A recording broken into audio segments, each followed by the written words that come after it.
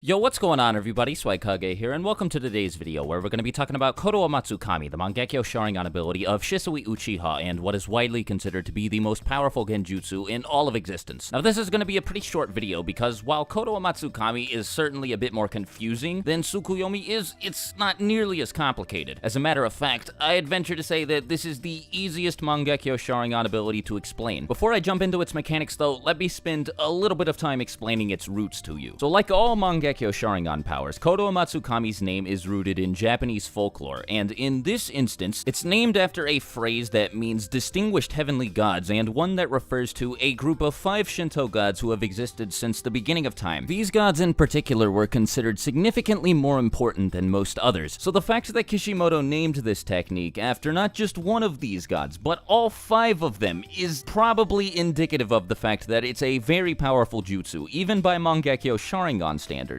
It gets a lot of hype from both the characters in the manga and from the fan base, and rightfully so. The power that Kotoamatsukami gives a person access to is one that most people summarize as mind control, though it's a bit more complicated than that. What this genjutsu allows a person to do is place targets under a sort of hypnosis, where without even realizing it, their mind is tampered with in the most subtle of ways. Basically, the point of Kotoamatsukami is to control somebody with such incredible subtlety that they don't even realize that it's happening in the first place. From my understanding, it alters the way their brain forms thoughts and uses chakra to disrupt the signals being sent back and forth throughout the brain. This causes targets to think that they're acting of their own free will, even though all of their actions are by the design of the jutsu caster. It's very important to distinguish the differences between the complete control that something like the Edo Tensei allows a person and the subtle suggestive control that Kotoamatsukami gives a person. While under this jutsu's effects, a person will still act as they normally would. Their mannerisms, vocabulary,